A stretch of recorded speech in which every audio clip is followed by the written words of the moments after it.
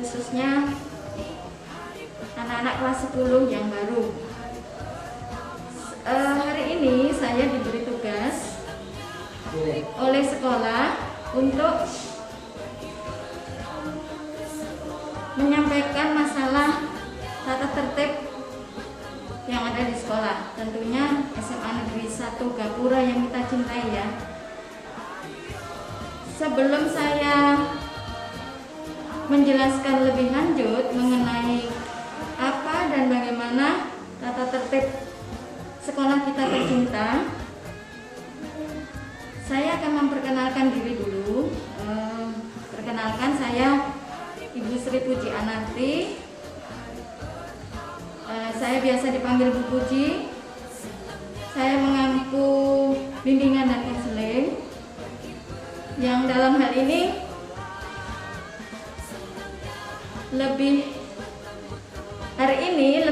lebih spesifikasi diberi tugas untuk menjelaskan mengenai tata tertib sekolah. Anak-anak sekalian, saya ucapkan selamat ya kepada kalian semuanya yang diterima di SMA Negeri 1 Gapura tercinta ini. Saya ucapkan selamat sekali lagi, salut untuk kalian semuanya.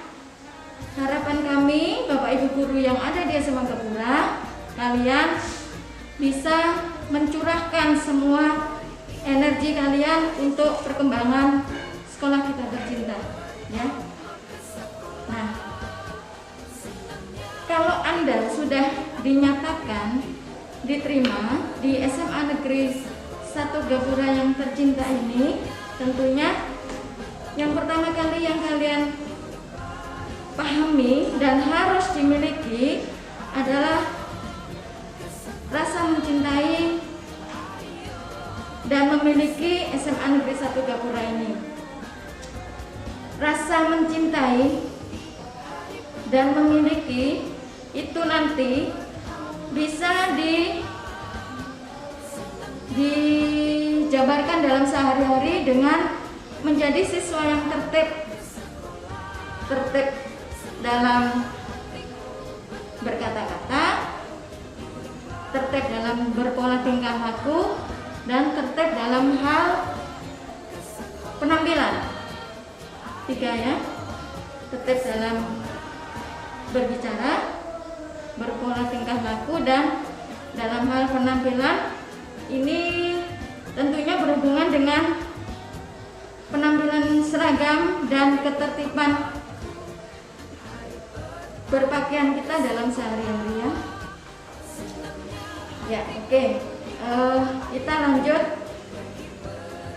kepada inti dari tata tertib SMA Negeri 1 Gapura. Jadi begini anak-anak, tata tertib SMA Negeri 1 Gapura ini dibagi dalam 3 kategori. Kategori A, kategori B, dan kategori C. Kalau kategori A itu ada 7 poin. Nanti akan ditunjukkan dalam PowerPoint ya. Anda bisa mempelajari di situ nanti. Nah, kategori A ini yang berhubungan sikap dan perilaku siswa ketika berada di lingkungan sekolah. Yang pertama apa?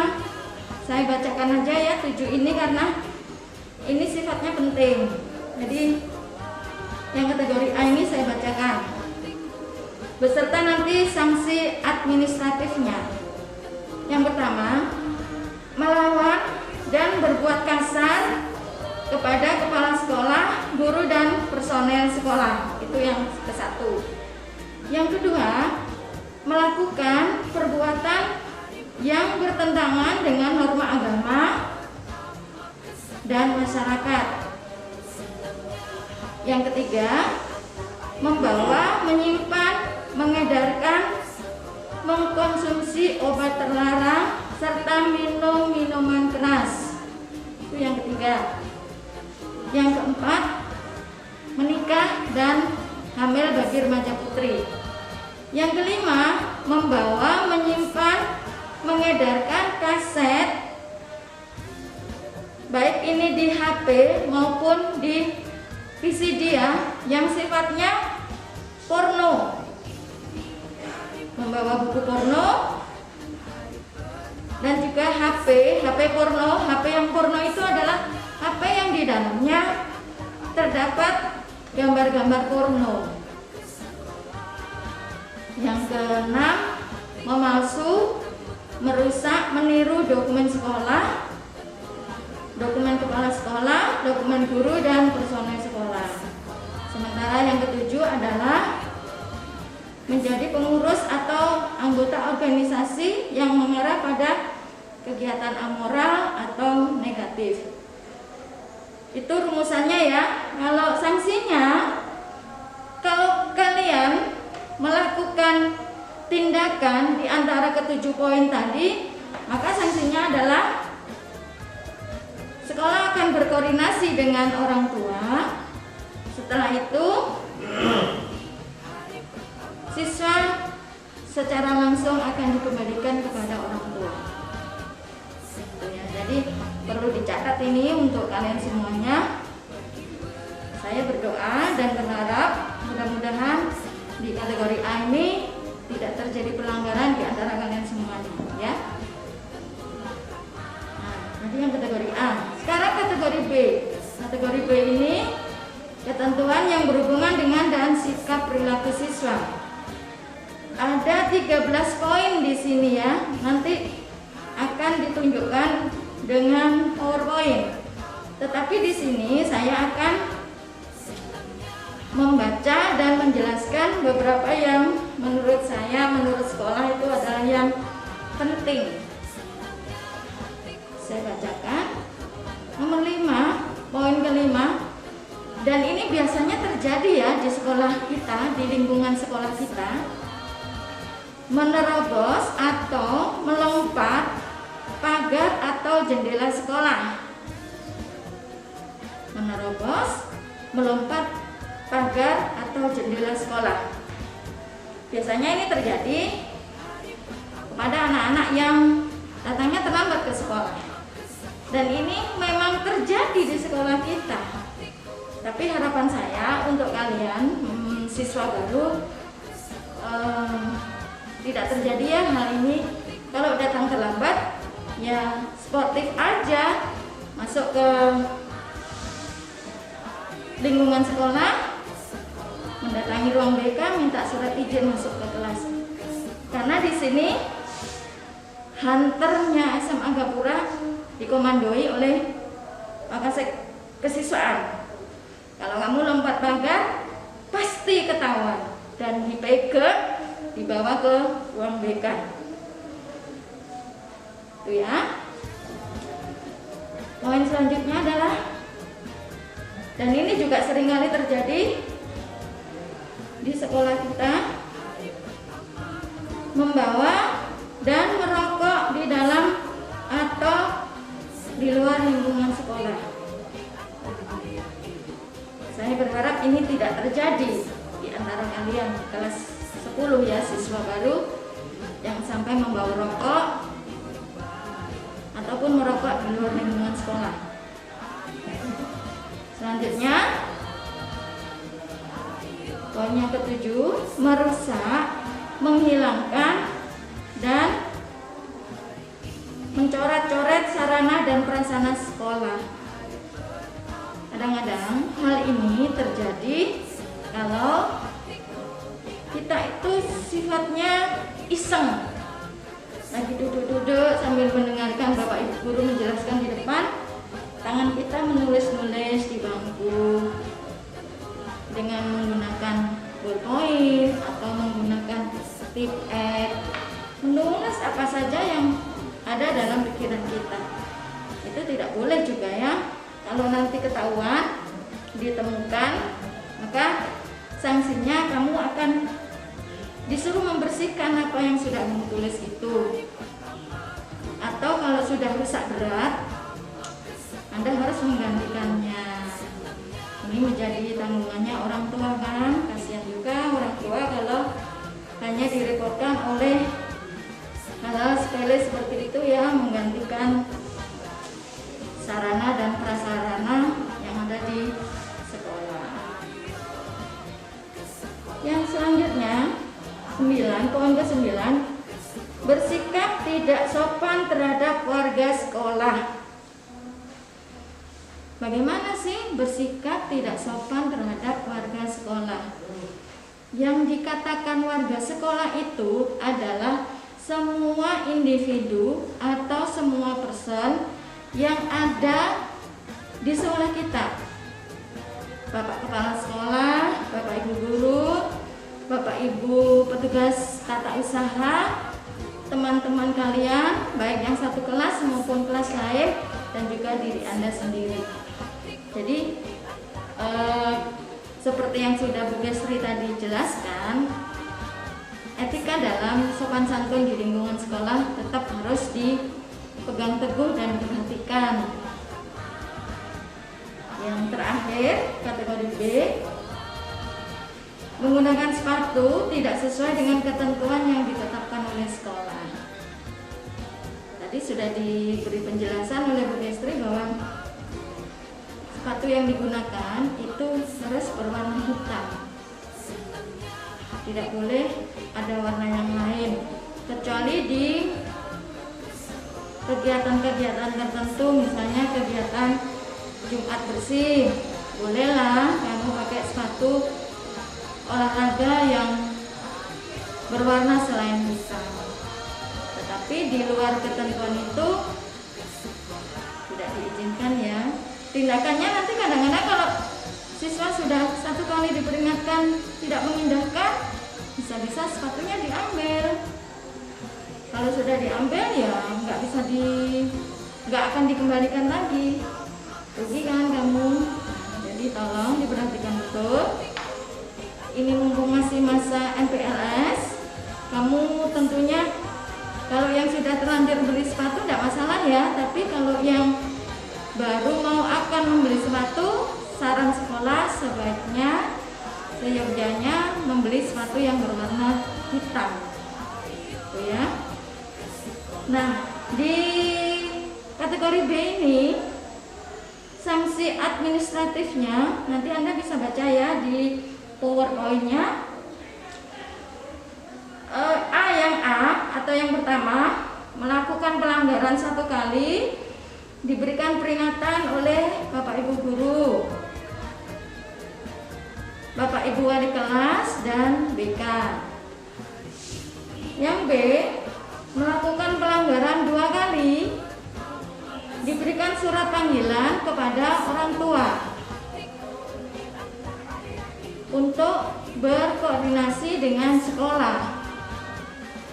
Berkoordinasi dengan sekolah di sini kita tidak mencari kesalahan siswa ya, tapi kita mencarikan solusi yang terbaik bagaimana bagi siswa yang bersangkutan. Misalnya tadi anak ini kenapa sih 2 kali sudah ketahuan melompat pagar? Kita cari latar belakangnya kenapa nih?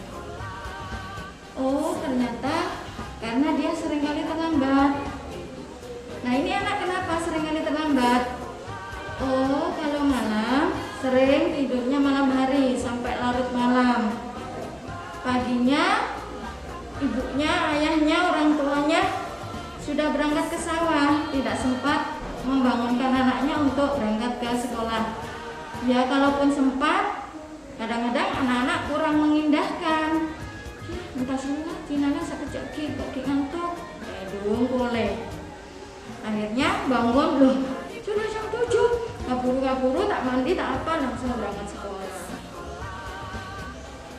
Itu kalau terjadi seperti itu sebetulnya masih bisa ditolerir sama pihak sekolah ya, tapi tidak boleh berlarut-larut. Karena kenapa? Ini mencerminkan sikap kedisiplinan kalian. Berarti bisa dikategorikan kalian tidak disiplin dalam hal masuk sekolah. Ya, seperti itu. Yang perlu kalian ketahui, sekolah ini tidak mempersulit kalian untuk belajar di SMA Negeri 1 Gapura. Tetapi yang Anda perlu perhatikan adalah Anda juga harus memberikan timbal balik yang positif. Artinya apa? Mentaati semua peraturan tata tertib yang ada di sekolah, sehingga kalian itu belajar dengan nyaman, tidak ada masalah, tidak ada gangguan. Kalau sudah tidak ada masalah, tidak ada gangguan, kita tuh belajar dengan enak, nyaman. Kalau sudah enak, nyaman, pelajaran itu akan mudah masuk dalam pikiran kita. Ya, seperti itu. Oh ya, yang perlu kalian ketahui, di sini kita di SMA Gapura itu masuknya pukul 7 pas. Kalau sudah pukul 7 pas, atau kemarin-kemarinnya itu jam 7 kurang seperempat.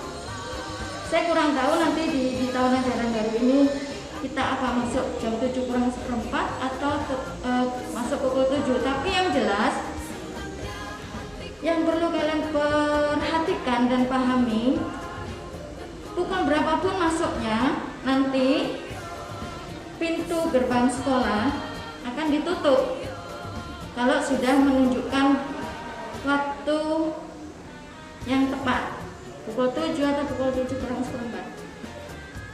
Bagi kalian yang terlambat, itu masih bisa diberi solusi atau jalan keluar. Artinya, kalau pintu gerbang sudah ditutup, bukan berarti Anda tidak boleh masuk sekolah lagi, bukan. Tapi Anda diberi kesempatan 1 jam mata pelajaran tidak ikut. Setelah 1 jam mata pelajaran, nanti pintu gerbang yang utama itu akan dibuka. Anda diberi kesempatan untuk masuk. Setelah itu nanti Anda akan diberi wawasan oleh Bapak Ibu tim Tatepsi. Di sini ada ya, tim Tatepsi itu ada. Diberi pengarahan dan lain sebagainya, dihitung jumlah keterlambatannya. Setelah itu dimasukkan dalam catatan tata tertib, diserahkan ke kita guru-guru BK. Untuk apa?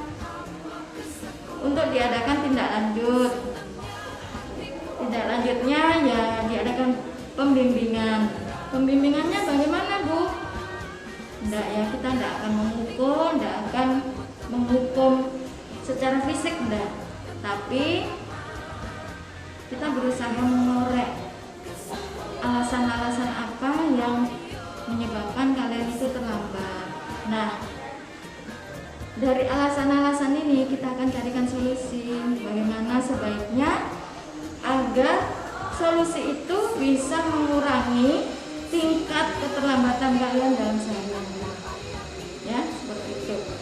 Jadi tidak ada istilahnya takut engkau dinalah labang mulai tetap mulai bing tendung ibu engkau. Enggak, begitu ya. Kalau kamu seperti itu, justru kamu menggali masalah keterlambatan belum selesai. Terus yang kedua, masalah kamu membolos. Itu bisa dikategorikan dalam hal membolos. Membolos itu keterangan alfa. Di sekolah kita juga jumlahnya dihitung kalau sampai 20% ya. Kemarin di keputusan terakhir kenaikan kelas kemarin adalah 20% dari jam belajar efektif. Jadi kalau kita hitung itu 1 semester itu bolehlah kamu itu tidak masuknya sekitar 12 ke 14 hari. Kalau misalnya tidak masuknya itu lewat dari 12 atau 14 hari, maka ini akan mempengaruhi tingkat kenaikan kelas kamu. Kategori B saya rasa sudah cukup. Sekarang saya menginjak kepada kategori C yang berhubungan dengan kehadiran siswa di sekolah. ada 17 poin. Nanti bisa dipelajari di PowerPoint ya, yang akan ditampilkan nanti oleh Bapak Ibu. 17 poin ini akan saya bacakan hal-hal yang penting saja ya, yang sekiranya perlu dan Anda pahami semuanya. Yang pertama adalah tidak mengikuti upacara bendera. Ini kalau dalam hukum Islam hukumnya haram ya kalau nggak ikut upacara bendera. Jadi semua siswa tidak memandang siapapun juga harus ikut upacara bendera. Dan upacara bendera ini dilaksanakan 1 kali dalam 1 minggu, yaitu di hari Senin. Jadi saya rasa tidak ada sulitnya ya kalau kita mengikuti upacara bendera.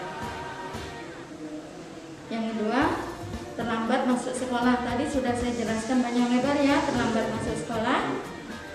Terus yang lebih parah dan menggelitik hati kita, Bapak Ibu guru BK, itu adalah kadang-kadang membuat surat izin palsu. Jangan coba-coba membuat surat izin palsu, pasti ketahuan. Kalau sudah ketahuan, suratnya tidak diterima, kita taruh di ruang BK, di apa siswanya.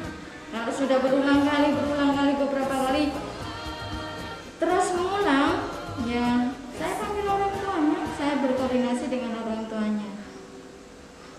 Loh kok ibu tahu kalau itu suratnya palsu?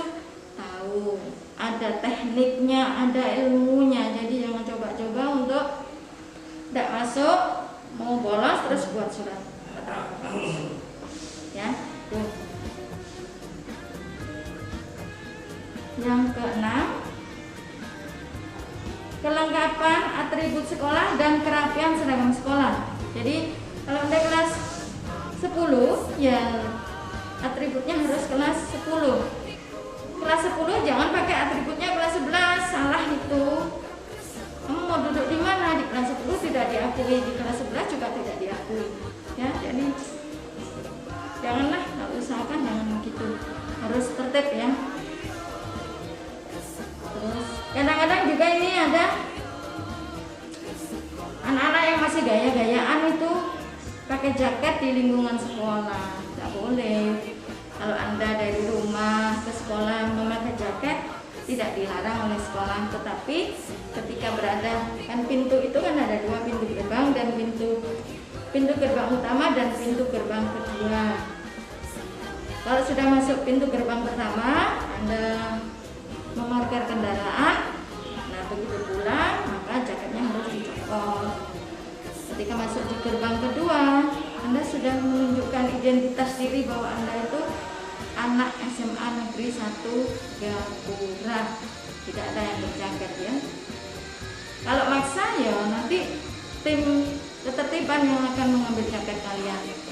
Boleh diambil, tapi yang mengambil adalah orang tuanya. Kamu tidak kasihan? Orang tua datang ke sekolah, misalnya rumahnya Dungkek, ke sekolah orang tuanya hanya untuk mengambil jaketnya kamu, kan rugi. Orang tua itu pagi harus melakukan pekerjaannya, masih disibukkan dengan urusan jaket ya. Yang diurus bukan prestasi tapi jaket, kan kasihan orang tuanya jauh-jauh. Iya, kalau dalam perjalanannya itu tidak ada hambatan, tidak ada halangan, bisa selamat sampai di sekolah maupun kembali lagi ke rumah. Kalau ada masalah, kalau ada halangan, yang rugi siapa? Diri kita sendiri. Jadi tolong diperhatikan betul, tidak usah mau gaya-gayaan, kita biasa aja tapi kita tunjukkan eksistensi kita, gitu ya. Rambut, potong rambut harus rapi dan tidak mewarnai rambutnya dengan cat. Kadang-kadang nih yang sepengalaman ibu, anak-anak ini gaya. Kalau tahun baru rambutnya dicat di tengah ini, kuncungnya itu warna kuning, kekuning-kuningan pirang itu, kalau istilah kerennya luar negeri pirang. Pirangnya hanya tengah tapi tidak semuanya pirang. Anak-anak kadang-kadang mengakali gurunya dengan memakai topi SMA Negeri 1 Gapura, padahal di tengah-tengahnya rambutnya itu pirang. Kamu pasti akan ketahuan. Pak Saleh itu akan keliling membuka topi kalian. Kalau ketahuan rambutnya pirang, langsung digelandang ke ruang BK, Bapak Ibu guru BK atau Bapak Ibu guru pengajar yang lainnya yang berkenan boleh memotong rambutnya, gitu ya. Jadi hantarnya SMA Gapura kuat, jangan coba-coba untuk melanggar peraturan yang ada di sekolah, ya. Selanjutnya, ini yang paling sering terjadi ketika saya mengajar di kelas-kelas itu, kadang-kadang saya melihat anak-anak duduk bercengkrama di tempat duduk Bapak Ibu guru. Sebetulnya nggak boleh itu ya, kan kalau di kelas itu sudah diadakan kelas itu, tiap kelas itu ada satu tempat yang agak lebih tinggi. Sebetulnya disitulah Anda siswa hanya sampai di situ, tidak boleh lebih dari situ. Itu secara etikanya ya. Tapi kalau memang dibutuhkan kita berkomunikasi dengan guru dengan lebih akrab lagi, ya bolehlah. Kalau Anda dipanggil oleh Bapak Ibu guru untuk lebih mendekat ke bangkunya, silahkan, tidak dilarang. Tapi ketika Bapak Ibu guru tidak ada di kelas, harapan saya Anda jangan duduk di bangkunya guru atau duduk di mejanya guru. Itu namanya tidak sopan, tidak menghargai ruang lingkupnya Bapak Ibu guru pengajar, ya. Dan itu kadang-kadang tidak disadari oleh siswa, tidak bermaksud untuk menyepelekan, tapi kadang-kadang itu terjadi. Makanya kita di sini mengingatkan supaya Anda tidak melakukan kesalahan yang tanpa disengaja itu.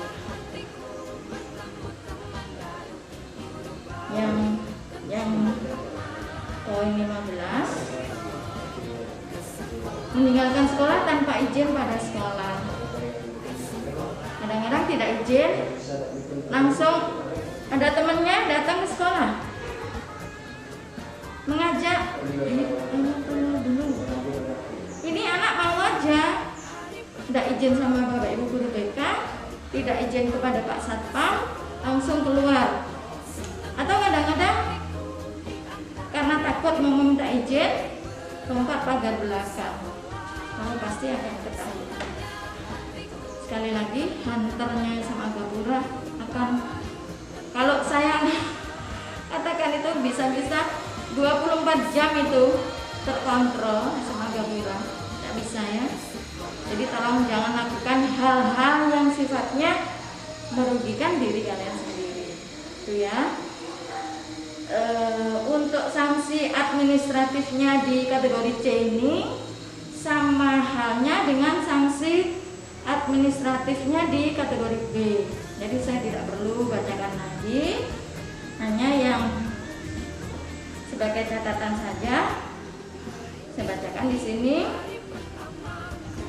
Guru berhak merapikan memotong rambut siswa, demikian juga dengan kuku jari tangan. Kadang-kadang mbak-mbak, siswa yang mbak-mbak itu kukunya panjang-panjang, lentik-lentik, terus dikasih warna-warna pacar Arab, itu juga nggak boleh. Namanya itu dikategorikan berdandan di sekolah. Berdandan tidak boleh di sekolahnya.